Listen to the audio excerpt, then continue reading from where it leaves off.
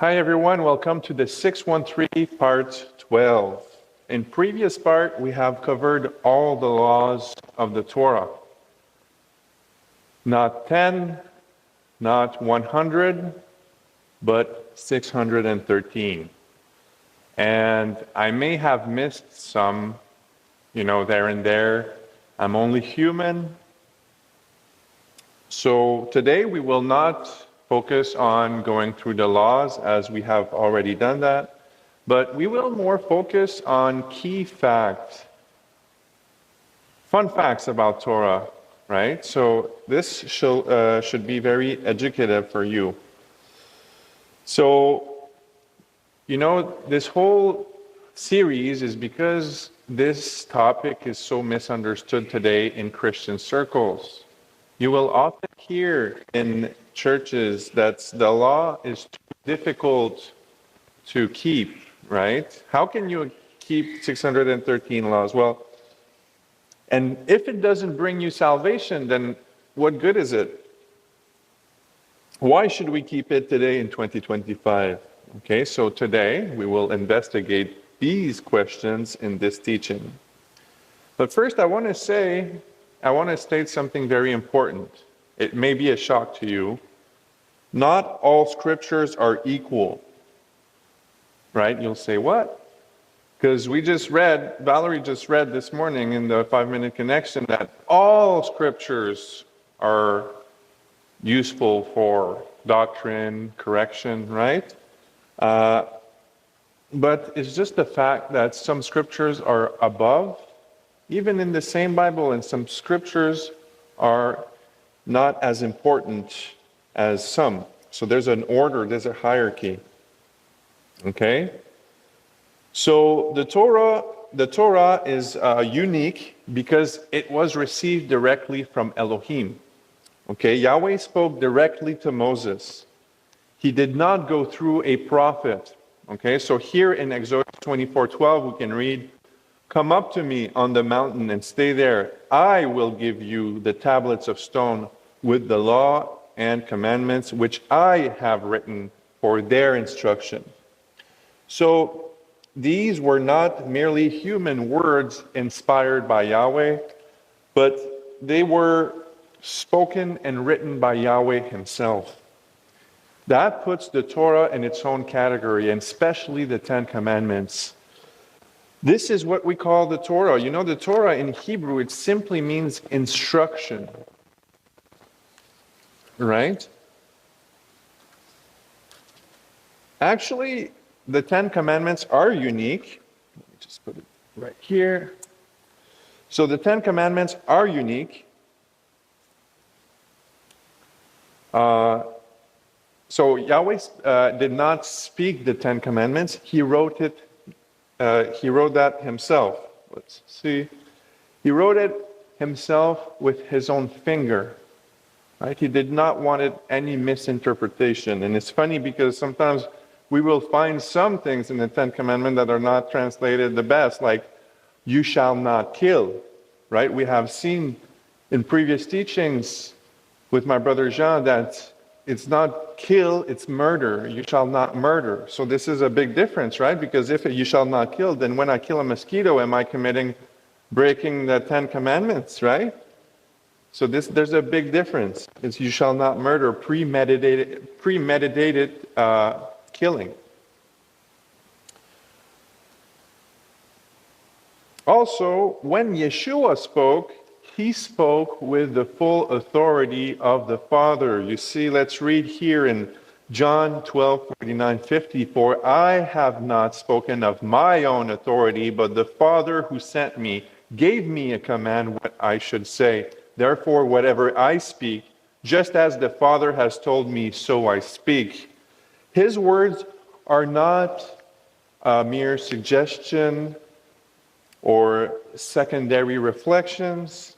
They are Torah-level truths because he is the Word made flesh, as we find in John 1:14.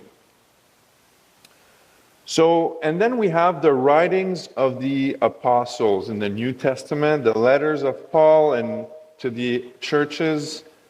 And they are definitely inspired scriptures, as we can read in 2 Peter 3:16. But they are filtered through humans. Okay, so Paul, he often distinguishes between his own thoughts and the Torah, or the Elohim's commandments. Okay, so he says in 1 Corinthians 7:12, it says, "To the rest I say, not not the Lord, but I say," right? So this is him making the distinguishing, he's distinguishing in between his word, his recommendation, and what the Torah actually says. And if we read also in 1 Corinthians 7:40, he says, "I think that I too have the Spirit of God." So these are not errors, and they do show that the apostolic letters are more like inspired commentaries in general. Not all of them, of course. And they are all based on Torah or based on the teachings of Yeshua.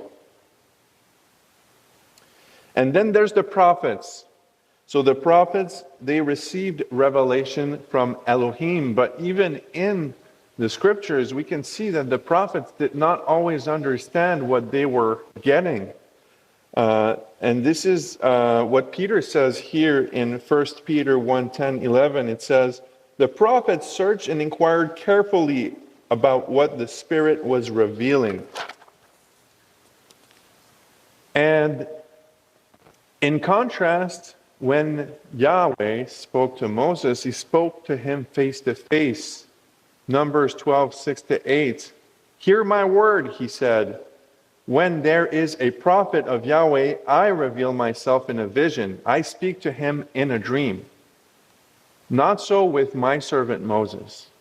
In all my house, he is faithful.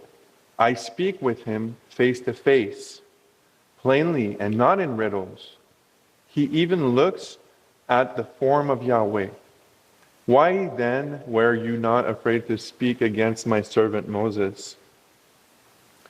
So while prophetic books are inspired, their function is often interpretive, and it is warning-based and future-oriented.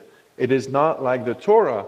So the Torah is instructive and instructional, let's say.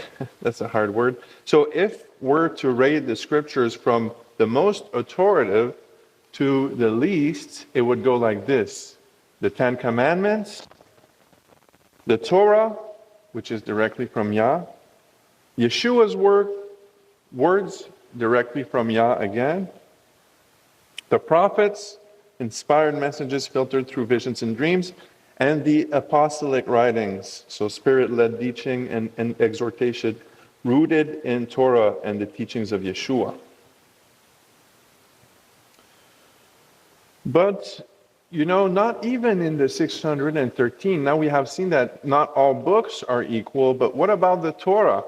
What about the Torah, right? Is it all equal? No. You will see that not all commandments are equal. Let's read here in Matthew 23, verse 23. It's Yeshua speaking to the Pharisees. He says, "You tithe mint and dill and cumin, but you have neglected the weightier matter of the law, justice, mercy, and faithfulness." Here we can see that according to Yeshua, some laws are more important than others. This shows that not all commandments are of equal moral weight. Another example is found here in John 19:11. Yeshua answered, "You would have no authority over me." This is Yeshua speaking to Pilate when he's about to get crucified. And he says, "You have no authority over me if it hadn't been given to you from above. For this reason, the one who handed me over to you has the greater sin." So some sins are greater than others. So that obviously would mean that some laws are also of more importance. That's just the way it is. And spoiler alert, we'll get to this in this teaching later on. If you filter the law, the 613, through love, you will get it right. You know, the Torah, it reveals the heart of our Maker. All right? And these are things, there are things that Yahweh loves, okay? And there are things that He delights in. There's things that He tolerates, there's things that He disagrees with, and there are things that He hates. All right? So this is things that you can just remember this. This is very important. And let's see what Yahweh loves. So He loves righteousness, okay? So it is said in Psalm 11:7, it says, "For Yahweh is righteous, He loves justice, the upright will see His face." And then justice, "For I, Yahweh, love justice," Isaiah 61 verse 8. And a cheerful giver, "Each one must give as he has decided in his heart, not reluctant or under compulsion, for Elohim loves a cheerful giver," 2 Corinthians 9:7. And then there are things that Yahweh delights in. Okay, so Hosea 6 verse 6, "For I desire mercy and not sacrifice, the knowledge of Elohim more than burnt offerings." And there's Psalm 147:11, "Yahweh takes pleasure in those who fear Him, in those who hope in His mercy." So these are things that He delights in. And then there's things that He tolerates for a time. Okay, Matthew 19:8. He said to them, "Moses, with reference to your hardness of heart, permitted you to divorce your wives, but from the beginning, it was not like this." And also, in the book of Samuel, when the judges, when the people did not want judges anymore, they wanted a king. It was not a crime to want a king, but it was not something that it was something that He tolerated. He gave them what they wanted. So then Yahweh said to Samuel, "Listen to the voice of the people concerning all that they say to you, for they have not rejected you. They have rejected me from being king over them." And then there's things that Yahweh disagrees with. Isaiah 19:13. "And the Lord said, because this people draw near to me with its mouth, and with its lips it honors me, and its heart is far from me, and their fear of me is a commandment of man that has been taught." He disagrees with commandments of men. Are they wrong? You know, in Judaism, they make a lot of extra commandments that are not found in Torah. Is it wrong? It's not wrong. But He disagrees with that because He wants you to focus on His commandments, not the man-made one. Right? So Matthew 15:8-9, this is repeated by Yeshua. He says, "This people honor me with their lips, but their heart is far from me, far away from me. They worship me in vain, teaching as doctrine commandments of men." And then there's the things that Yahweh hates. Proverbs 6:16-19. There are 6 things that Yahweh hates. Even 7 things are an abomination of His soul. Haughty eyes, a lying tongue, and hands that shed innocent blood, a devising heart, plans of deception, feet that hurry to run to evil, and a false witness who breathes lies and sends out discord between brothers. You know, whenever there's drama in the congregation, we need to be very careful to pray, to fast, to see how should we take care of this business, right? Because one thing that Yahweh hates is someone who sows discord in between the brothers. Now, you know, as we know, we're all humans, we're flawed, we have problems, we go through things, but we're a body, we're united. And we need to take care of one another, right? So there's another thing that he hates. It's found in Malachi 2:16. It says, "For I hate divorce, says Yahweh, the Elohim of Israel, and he who covers his clothing with violence, says Yahweh of hosts. You must be attentive to your spirit, and you must not be unfaithful." And then in Deuteronomy 12:31 it says, "You must not do so towards Yahweh your Elohim, because every detestable thing that they have done for their gods, Yahweh hates. Even their sons and their daughters they would burn in the fire to their gods." And then in Amos 5:21, I despise your festival. I take no delight in your assembly." The Torah, again, it reveals the heart of Yahweh. Imagine living without the Torah. It would be impossible to know what Yahweh truly wants from us. Can you imagine being married to someone without knowing what they like or want from you? I hope you never have to go through that kind of marriage.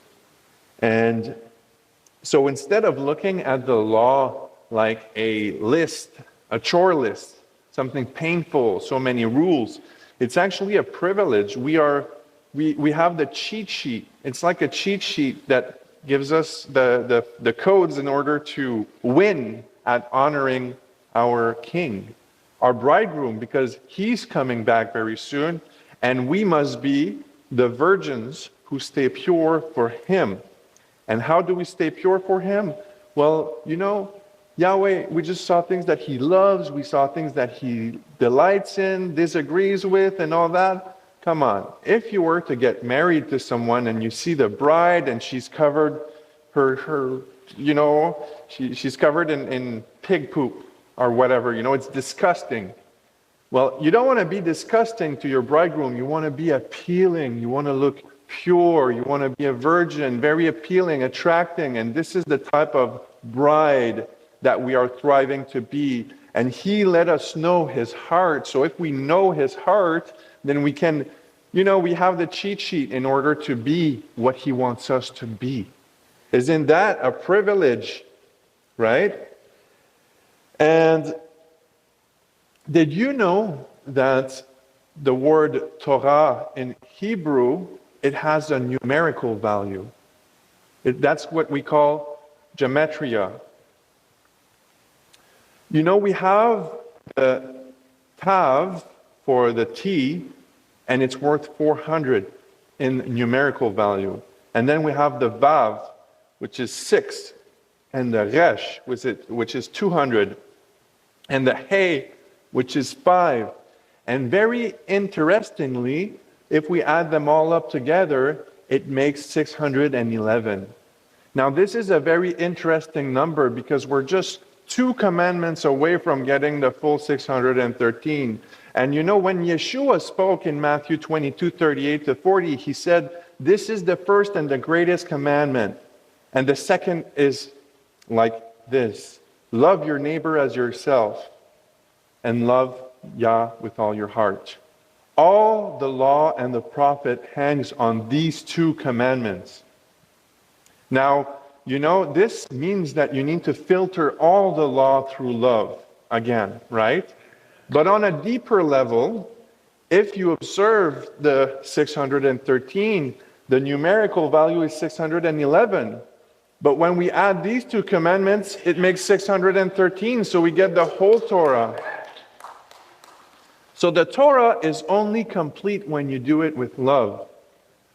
Yeshua, he's got multiple layers of prophetic understanding in everything that he says. This is why we must study scriptures to show ourselves approved. And when we do, we will find out that there are multiple layers in everything that he says. Everything that he said has deeper meaning, prophetic value, things we don't even understand yet. But for those who study, they will eventually. Okay, so now, are there any musicians in the room? Yes? Do you play piano? A little bit? Okay. So this is going to speak to the musicians, okay? And I'm sorry for those who are not musicians, but just try to grasp a little bit of what I'm saying here, okay? So in advanced musical theory, we have something called the tonic notes, which are in red. We have the subdominant notes, which are in blue. And we have the dominant notes, which are in green. Okay? Now this is what we call a scale, right? And for this example, we will use the scale of Do, the most basic one. So the tonic notes are used in order to harmonize or to use as a base to harmonize with subdominant notes in a scale and dominant notes. So they are kind of like the water in the recipe of a soup, right? This is why we call it tonic. It's the base. And if you notice here, I have put the other one. So you have the 1, 2, 3, 4, 5, 7, 5, 6, 7. Okay, so this is a scale here, the scale of Do. But when you place your hand on the tonics, you will always place your hand, because it is just the way it is. It's what musicians do on a scale. They will place their hand for the left. On the tonics, it will be 6, 1, 3. It will always be like that. It's just a kind of a law, if you want to say, that musicians know in advanced musical theory. And it's just the base in order to harmonize with the other notes. Okay, when you make a, I'm missing the word here, but it is a chord. Yes, thank you. And I think you know what I'm talking about. So here we are. You know, it's funny that we can also see this play out in music, because just as you know, the tonic can be 6, 1, 3 in any scale. In any scale, it works like that. You will place your hand on the 6, 1, 3 and then harmonize. Well, when you use the law as the tonic of your life, the base of your life, you will be more harmonious in everything else that you do afterward.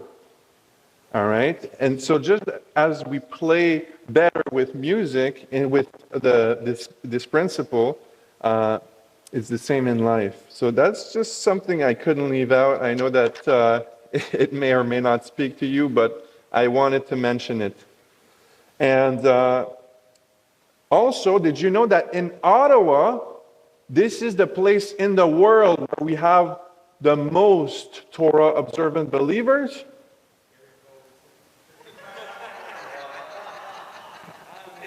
Just kidding, okay?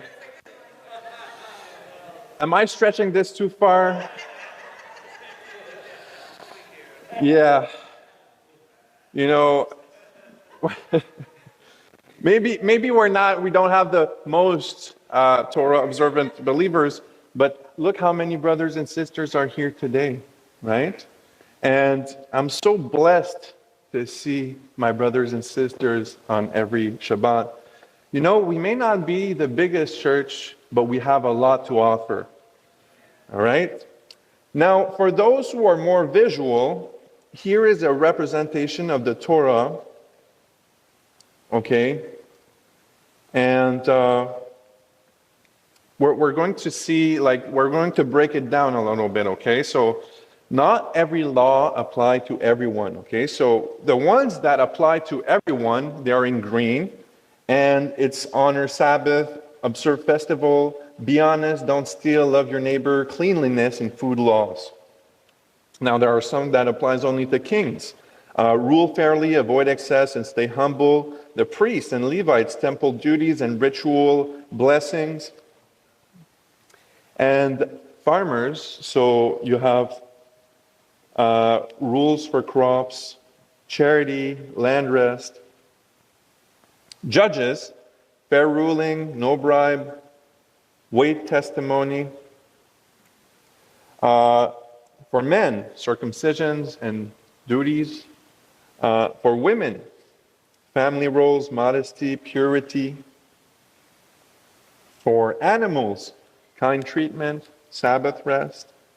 Married people, respect, intimacy, care. And the Israelites, land-based laws, tithes, pilgrimage, servants and owners, so fair work, kind treatment, and proper release. So often, for us Torah observant people, we hear Christians say, how do you expect to keep 613 laws? Okay? It seems like it's way too much. You can't keep it perfectly, but just as we've seen, there are some in the 613 laws that are only for the priests. There are some that are only for the temple. And we saw in previous teachings how it is actually against the law to practice some of them. Some we just cannot keep. So, some will make fun of us because we can't observe them. They will say, you see, you can't keep all the law after all. And we'll say, well, this is true. But just because we cannot keep the whole law, it doesn't mean that we are breaking the law.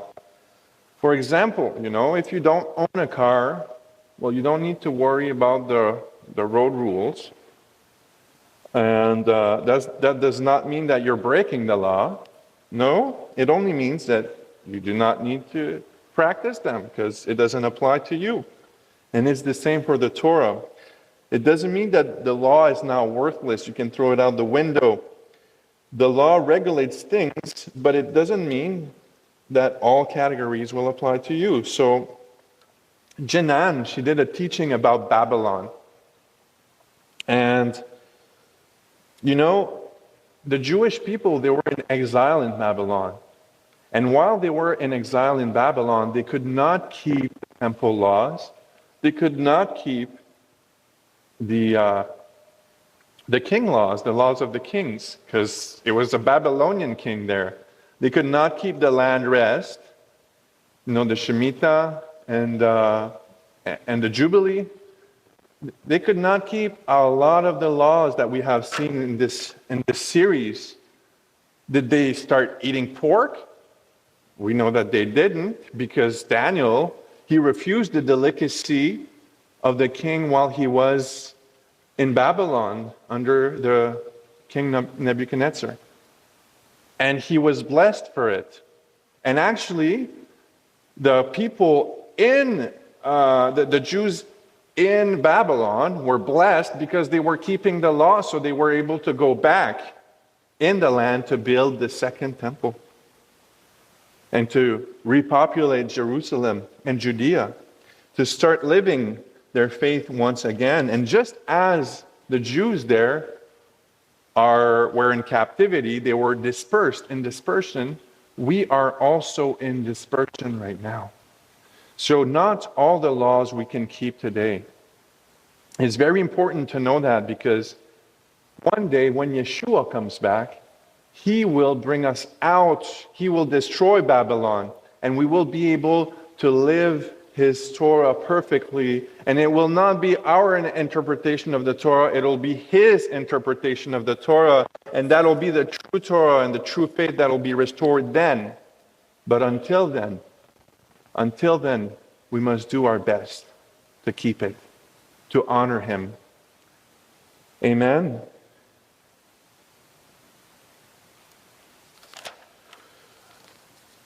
All right, back to theory. So according to traditional grouping, here are 10 categories of the 613 mitzvot. So there's belief in Elohim, so commandments about knowing, loving, and fearing Elohim. There's Torah and learning, so studying Torah, honoring scholars. There's prayer and temple service, so including sacrifice, priestly duties, and temple rituals. There's ritual purity, so laws on impurity and purification. There's dietary laws, so blessed food and forbidden mixtures. There's festivals and Sabbaths, so they speak for themselves. There's civil and criminal justice, judges, theft, damage. Marriage and family, laws of marriage, divorce, and family relationship. There's social injustice, charity, helping the poor, fairness in business, and idolatry and other faiths, prohibition against idolatry and sorcery. So in Jewish tradition, there are 613 commandments in the Torah. They include 248 positive commandments, things that we're supposed to do, and 365 negative commandments, so things that you shouldn't do.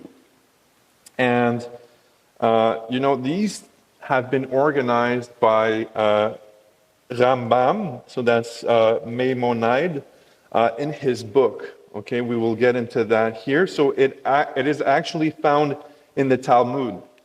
Okay, so this is Talmud Makot 23b, 24a. Rabbi Simlai taught 613 were given to Moses, 365 negative commandments corresponding to the days of the solar year, and 248 positive commandments corresponding to the numbers of limbs in a human body. And this passage, it comes from, so the 613, it comes straight from the Talmud. And it is this passage here is the foundational source of the 613. However, the Talmud itself doesn't provide a complete list. That task was taken up by later scholar Rambam in his Sefer HaMitzvot, which is the book of commandments, and Mishneh Torah. Ancient Jewish traditions link 248 to the number of bones or organs in the human body, and they link 365 to the days of the solar year. So you're literally meant to embody the mitzvot every day in every part of you. Now, that sounds good, right? But is it true? Just the fact about human body is that it's got 200 bones, 650 muscles, and 79 organs. Not quite 248. And so we can see that the Talmud's number are wrong here. Another reason to be careful about Talmudic interpretation. Now, I'm not saying that this throws the 613 concept right out the window, but you just got to be careful here. And you're still meant to live the Torah every day of the year and embody it. However, as we have seen in previous teaching, the rabbis across the ages have extracted Torah laws where there were none.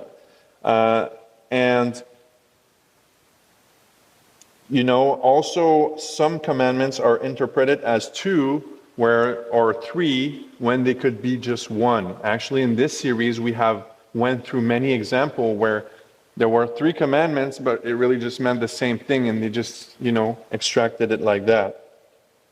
The truth is that the Torah is not a checklist. It's a way of life. It's a guide for daily actions and choices. It shapes value, character, and it's a heritage. It connects you to others and to Elohim. Each mitzvah has meaning beyond the act, and the focus is growth, not perfection.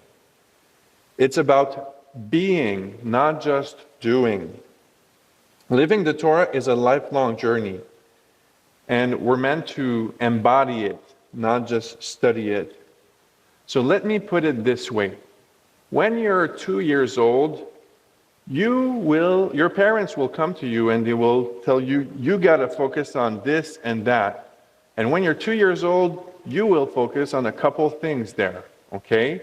And when you're 5 years old, you're not struggling with these things anymore. So your parents will come to you and they will say, now I'm giving you this, and that to focus on, a little bit more.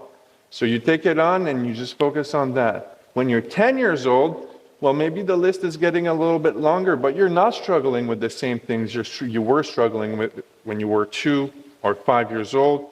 but it's new things and you're focusing on that. Same thing, when you're 16 years old, the list is a lot longer, you got more responsibilities, but you're not struggling with what you used to, so you're focusing on that. Okay? And then, when you're an adult, all these things you're not worried about, you mastered it. It's easy now. It became your way of life. And this is how we should treat new believers that come in the Torah. We can't expect people to just do the whole law at once. You focus with a little bit at the beginning, and then a little bit more, and then a little bit more, and guess what? If you do it this way, it becomes easy. Actually, in Deuteronomy 30:11-14, it says, "Now what I am commanding you today is not too difficult or beyond your reach. It is not up in the heavens, so that you may ask, who will ascend into heaven to get it and proclaim it to us so that we may obey it? Nor is it beyond the sea, so that you have to ask, who will come across the sea and get it and proclaim it to us so that we may obey it? No, the word is very near to you. It is in your mouth and in your heart so that you may obey it." Right?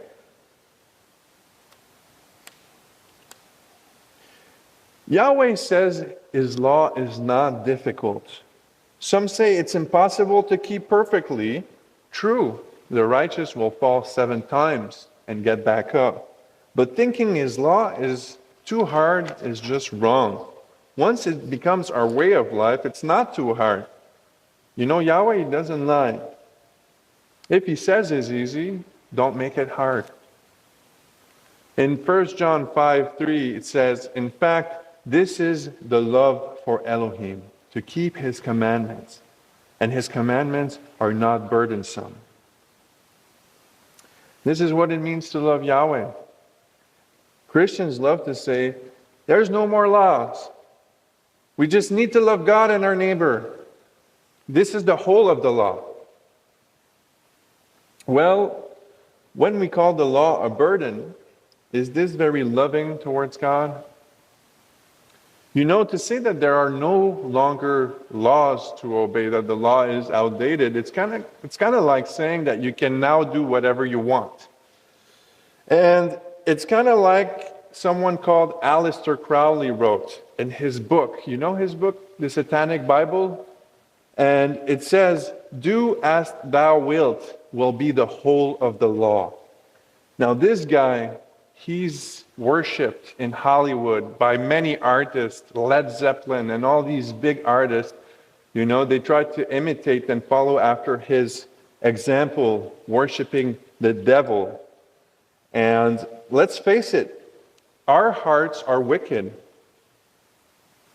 Ever since we bit the fruit of knowledge of good and evil in the garden, then we want to decide what is good and evil. It's part of us, sadly. But it is not up to us to decide what is good and evil. It is up to him. So this is why we need to go back. We need to teshuvah. We need to repent and go back to his Torah in order to know what is right and wrong. Amen.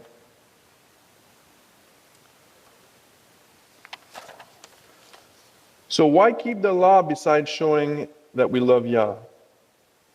For answers, we need to look in the Torah itself. So, you know, as Christians, we focus on salvation. It's all about salvation, and it's because we have been brought up to focus on only that. But in the Bible, there are many other concepts besides salvation. You know, there's the promises that Yahweh made to his people. You know, a promise, it's kind of like a covenant. And once you make a promise, you're not supposed to break it. And you know, in the churches, they say that the new covenant, it replaced the old covenant. And now, he doesn't need to honor his old promises because he made new promises that annuls the old one. But let's be honest. If I was to make you a promise today, and then tomorrow I make another promise, I say I don't have to keep the old promise, would you be happy with me? Of course not. This is not how it works. And you know, Yahweh, he's the same always. Okay? In Hebrews 13:8, it says Yeshua the Messiah is the same yesterday, today, and forever. If Elohim is the same, he doesn't change. This means that his promises don't change. You can count on them to come to pass. That actually is what the law is all about. It's not about salvation. I know it's a shocker.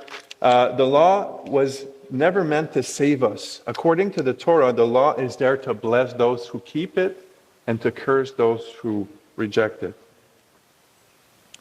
In 1 John 3:4, it says, whoever sins is breaking the law, the Torah.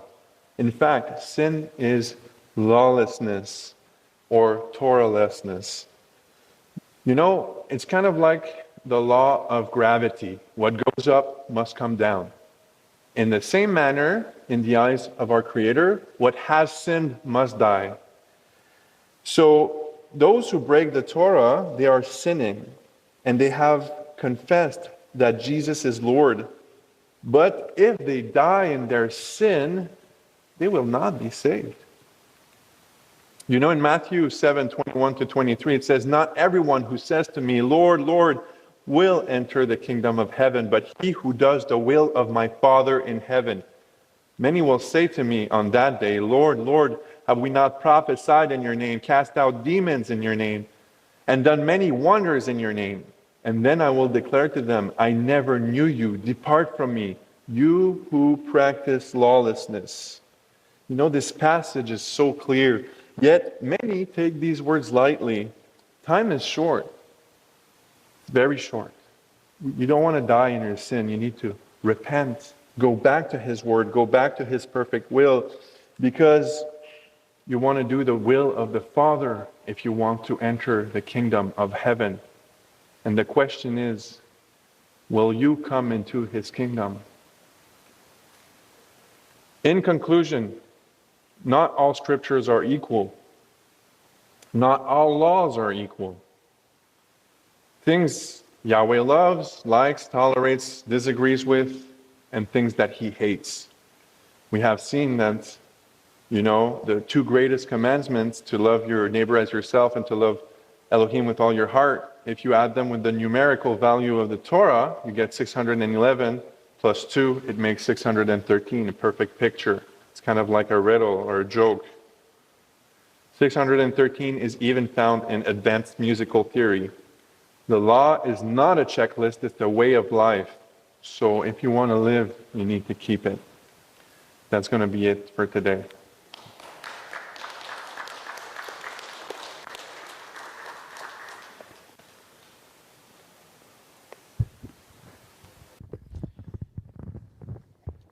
Sorry. That was so good. I told Fred I think this was the best of the 12. Hey. It's very good. It's all him. And you know what really touched me about this is that the law, it's not a checklist. Too many people, they try to use, okay, well, what's the list? I gotta, make sure I do this. It's a way of life. And if we love God as we proclaim that we do, I love what he says here. We know what Yahweh loves, what he likes, what he disagrees with, and what he hates. We know his heart. We know how we can please him. To know his heart, that's the most important, and trying to please him. Not a checklist, but out of love, as for you do for your spouse. You know how much she loves to have a tea ready waiting for her when she comes downstairs in the morning. So you turn on the kettle and you put a tea bag in. Doesn't take much. When you know how to please our God, read the Bible, study it in that way. Eager to seek the truth, to want to please our God. When we take that approach, rather than a legalistic, okay, what's the list? Check, check, check. That doesn't please him. We're not doing it out of love for him. But when we study the Word, we want to know what He loves, what He finds pleasure in, and what He dislikes, and what He hates. Those things we must pay attention to. Those have to become our heart. You know? There's a song I love. It says, "Break my heart for what breaks yours." Crying out to God. We want to know His heart. And those things have to break our heart. Just the things that break His. And the things that make Him rejoice, those are the things we want to do. We want to make Him smile. This is what being a Torah observant is all about. I love how he says it's all filtered through love, right? The two greatest commandments: love God with all your heart, soul, and mind, and love your neighbor as yourself. The whole Torah, if you look at it through those lens of love, not a checklist, not a, okay, let's do, no. We're doing it out of love for Him. That was amazing, Fred. Great job.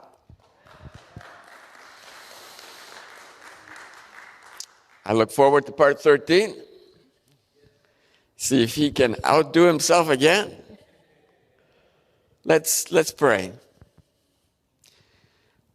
Lord, thank you because you love us so much that you wrote it down in your book, in the Torah. You showed us how we can love you back. You can show us your heart, what pleases you, what upsets you. And Lord, out of love for you, we want to do the things that are right. We want to be righteous in your eyes. We want to hear those words when you come back, "Well done, good and faithful servant," because we want to please you. And Lord, I pray that as we meditate on this teaching, whether we listen to it online or we're here today, may we walk away and we really sound our hearts and look, why are we doing this? Why are we keeping the Torah?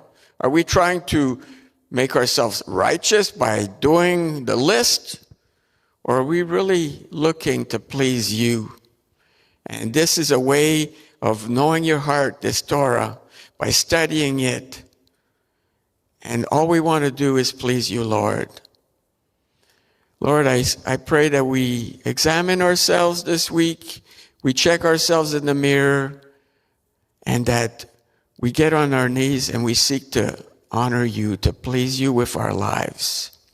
And I pray for each of you here today. I pray that the Lord will bless you and keep you, that the Lord will make his face shine upon you and be gracious to you, that the Lord lift up his countenance upon you and give you his shalom.